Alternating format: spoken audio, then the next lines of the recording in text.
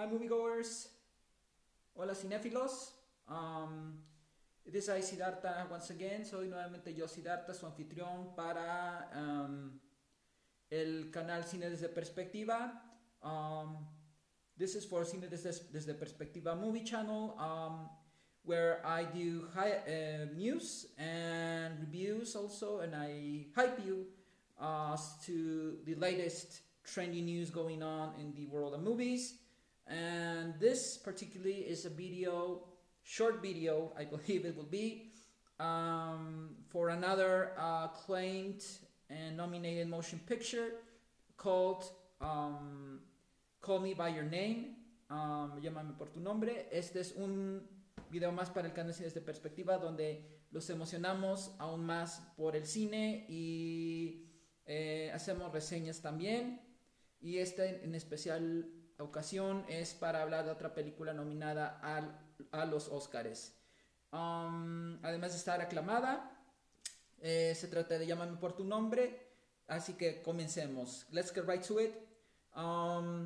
Esta película ha sido muy aclamada por muchos críticos, por muchas de los gremios, por muchos circuitos de festivales, etcétera.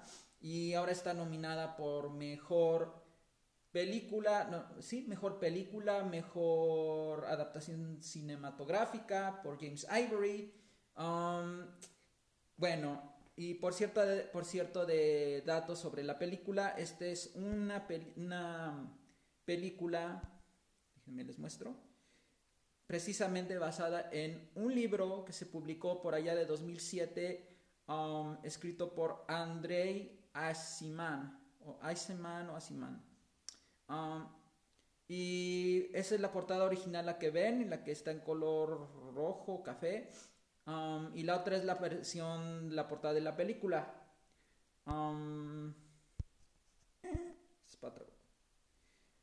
Así que bueno. Alright. Vamos a hablar de la historia en primer lugar. Let's talk about the story in brief, the synopsis. So this happens during the 80s. The story happens during the 80s, during the summer. It stars a family which are going through their summer vacation and all that. And the stars here are, of course, Armie Hammer and Timothée Chalamet, I think it is pronounced.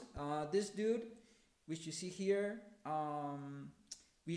who we saw in Lady Bird as one of the Bird's friends or boyfriends, I'm not sure anymore.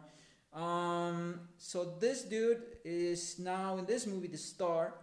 Well, not exactly. He's like the co-star. So this movie is about an anecdote which takes place in the 80s, which is a very magical era of the 80s, and it is about the anecdote of a summer love. Okay, this is the way I can explain to you. It is about summer love between two guys. Yes, an older guy about close to 40 or 50, maybe 40 something. We never hear that in the movie. And this boy, who happens to be in the story 16 years old. So yeah, this is gonna be a bit controversial, but this is not a video to talk about controversy in such case. Okay, this is simply in the story. There is no prejudice of any kind or any sort of drama in which, like Romeo and Juliet, the parents or people, some people get in the way and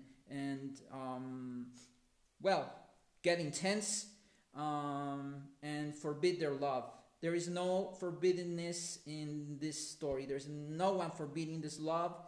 in any way, in any aspect. This story kind of flows very mundane. It's even kind of dull and boring, if you ask me. Not everybody will tell you that. A lot of people fall in love with the story because it happens in Italy, which I forgot to mention. Happens in Italy in the summer, in the 80s, etc. And it happens very mundane, very not that big deal, very beautiful landscaping and very beautiful perspectives of places and beautiful spots over at Italy. However, this is just a line, kind of escapism for the story, really. The main thing going on and happening somehow is the love story between these two guys, which doesn't happen in a conventional fashion or manner like in many other love stories of any kind, okay? It's kind of more casual, more incidental, more like natural, like they say, or organic. It isn't very, intense and passionate and with dialogues, very openly and all that. It's more of like a very subtle way in which this love happens, okay? And it's a very kind of routinary kind of thing, which a lot of the routine going on during the summer for these people. Then we get to see some fun, casual circumstances, and it pretty much flows very, very not wild, really, not that much wild. It's really not it's not even intense, not even dramatic. It's very mundane. It's very like such, very real life like kind of happening. This is the things that which you notice. You will even get a little bit bored because the kind of way they tell you the story, it's really not like skipping to the good bits, to the good parts of the story. But it does have a beginning, a middle, and the end to the story. And you will understand how they fall in love, why they fall in love, and what's going on with the people surrounding them, their parents, the kids' parents, and that such. And also because I forgot to mention, Armie Hammer's character happens to be a friend of this other dude's character, Timothy Chalamet. Well, his dad happens to be friend of Armie Hammer's character. So this is more so how it is. But their parents, the kids' parents, really don't. They're very open-minded, very cultural people, very open-minded, very tranquil. Not a big buzz going on, like I told you so. Not even his parents. It's not a scandalous story. It's not like Romeo and Juliet, forbidden love and that sort of thing. Exactly, it is forbidden. Now that I remember, but the way they tell the story, it's not like scandal-like or very intense, dramatic moments in which people yell at each other and forbid the love and that sort of thing. It's forbidden, but it's a more subliminized kind of forbiddenness. You understand that there's somehow it is forbidden, and these two guys, well, in spite of that being the circumstance in which they are in the context, they let their love blossom. They live their love for as long as the summer lasts. And like I said, this is a love story which happens during a beautiful summer in Italy.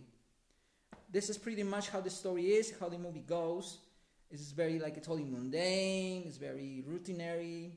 Así que esta historia sucede en el contexto de los 80s, en un verano en Italia, en bellos paisajes, etcétera. Sucede muy mundana, muy rutinaria, muy cotidiana, muy casual.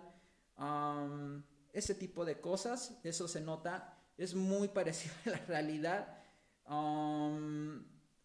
Y quizá además porque la verdad es muy lenta, muy contemplativa la historia, avanza muy en buen ritmo, pero no tan rápido como se acostumbra o se habitúa en las historias. Se toma su tiempo, es muy de contemplar, de observar, es muy panorámica de paisajes. Sí es una película para adultos, tiene escenas de innuendo, de sexualidad, obviamente muy, pues, muy abiertas. Um, y es sobre la anécdota de un amor de verano. Es la manera de verlo. No es escandalosa, no hay dramatismos de amor prohibido. Es un amor prohibido porque es en los 80s, pero no está abierto, no está como se acostumbra, muy connotado, porque los personajes aquí todos, no hay quien tenga una mentalidad cerrada o ortodoxa o que le ve algo de malo a la relación que se desarrolla entre ellos dos. Entonces, no hay escándalo, no hay melodramas, no hay dramas, casi no. Hay drama, hay algo, pero es más sutil, está más subliminizado lo prohibido, tanto como la cuestión como que se da a entender sin tantas palabras, y es más, casi sin palabras. Está más en el trasfondo, lo prohibido, se entiende de algún modo y el romance entre ellos fluye muy casual, algo intenso, pero no es un drama de aquellos como Romeo y Julieta o otros películas románticas, digamos. Yo sí diré que, pues no, que casi no pasa sin pena ni gloria. Yo creo que es una bonita historia, fina, fresca, porque pues no he visto una película que fuera tan casual, que no fuera de tanto aspaviento ni tantas intensidades. Pero bueno,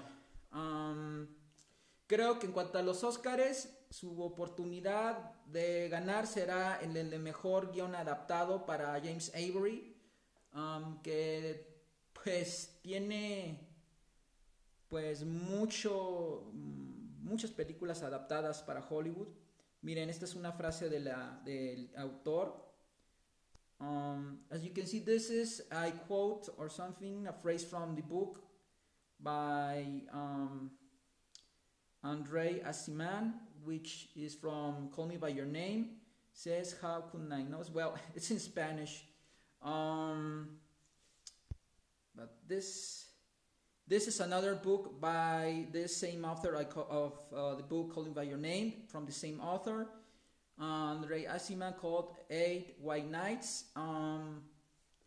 And, well, I want to just mention this other book so you know the author's trajectory. So, okay. So, I pretty much say it's an okay movie, but I think its chances for the Oscars for Best Motion Picture, nope, no chances at all. I think it's going to win on the category of Best Adapted Screenplay, which means it uses the source, in this case of a book, to adapt to film, and I think that it's the credit and merit it will get as Best Adapted Screenplay. For Best Supporting Actor, for Timothée Chalamet, or actor, I can't remember her name, Can't remember. Well, I don't think it's gonna win in any other category actually. More than best adapted screenplay, it's getting a lot of praise. It did win for best adapted screenplay in the BAFTAs, if I recall well. So this is what I think of the movie. I think it's an okay movie. It's a swell movie, but I don't know. It's not that much interesting, really, for no particular reason. But it's just as a moviegoer, it's kind of okay. It's a different storytelling without necessarily being dramatic or anything. It's okay, but okay. This is my opinion from my perspective. If you have your own opinion about it, if you do, comment on the comment section below. Comenten en la sección de comentarios.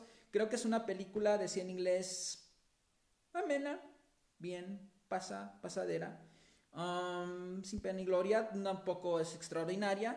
Es muy ordinaria, muy mundana de algún modo, muy casual. So and so. ¿Y qué más? Pues la única oportunidad que va a tener de ganar un Oscar va a ser el mejor guión adaptado. Ese es lo que yo digo en cuanto a cuestión de Oscars. Ya ganó de hecho el mejor adaptación cinematográfica de una fuente en los BAFTAs. De hecho, casi en todas donde he estado nominado en alguna premiación es en ese rubro. So, okay, this was the video review for Call Me By Your Name. This is what I have to say about it. I saw it not long ago. Actually, last Sunday from the other week, one before this one, which is going to end tomorrow. So, see you in the next video. Keep having a great weekend. Que sigan pasando un excelente sábado. And I'll see you in the next video because I will be doing some others. Bye.